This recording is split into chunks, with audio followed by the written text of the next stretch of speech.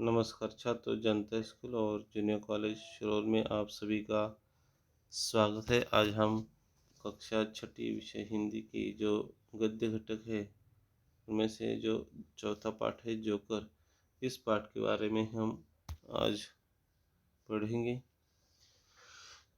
आपके सामने जो चित्र है वो एक जोकर का है। इस पाठ से मुहावरों और कहावतों का भाषा में महत्व बताया गया है। इस पाठ में मुहावरों और कहावतों को वाक्य में प्रयोग करके चित्रों द्वारा हमें समझाया गया है। कहावतें और मुहावरों का प्रयोग हम अधिक जानकारी देने के लिए कम से कम शब्दों में देने का प्रयास करते हैं। तो इसके दौरान हम मुहावरे और कहावतों का इस्तेमाल करते हैं।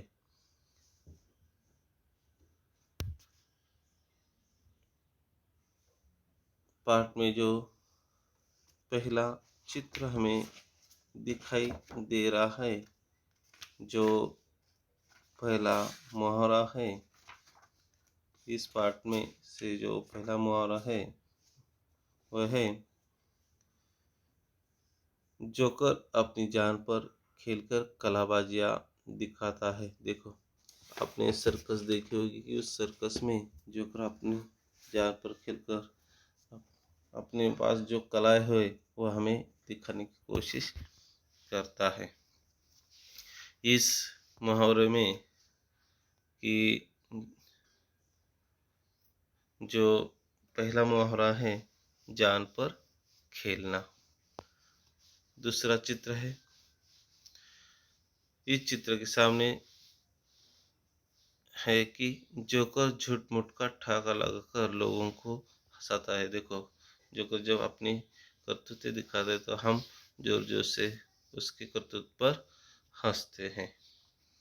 तो इस वाक्य में दूसरा मुहावरा है ठहाका लगाना। तीसरा चित्र आपको दिखाई देगा, उचित प्रतिसाद न मिलने पर जोकर मन महसूस कर रह गया।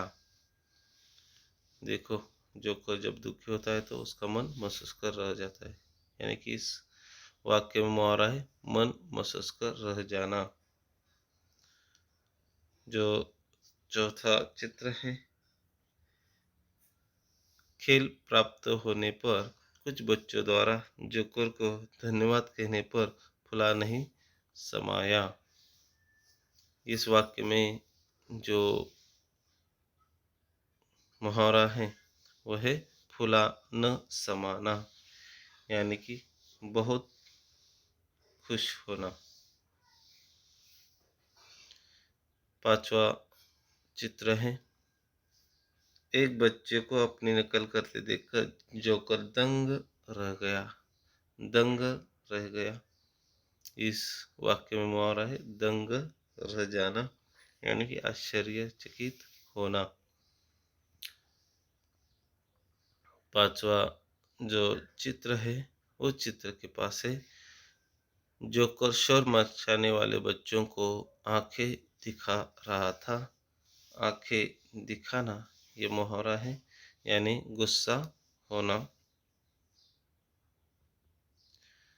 सातवां चित्र है, यहाँ कहावत है, मौका मिलने पर जोकर कलाकारों के कर्तव्यों का श्रेय लेता है। अर्थात गंगा गए गंगादास, जमुना गए जमुनादास, यानी अवसरवादी मनुष्य।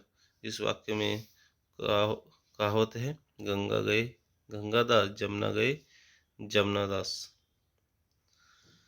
और आखिर जो आठवां चित्र है, गाना तो आता नहीं और जोकर कहता है गला खराब है। ये तो ऐसा ही हुआ, नाच न जाने आंगन टेढ़ा, यानी अपना दोष छिपाने के लिए औरों में दोष बताना। ये आठवां कहावत है। इसी प्रकार छात्रों को इन कहावतों को अपने काफी में लिखना है, मुहावरों को काफी में लिखना है और उनके अर्थ लिखकर उन मुहावरों का वाक्यों में प्रयोग करना है। आज के लिए ही रुकते हैं।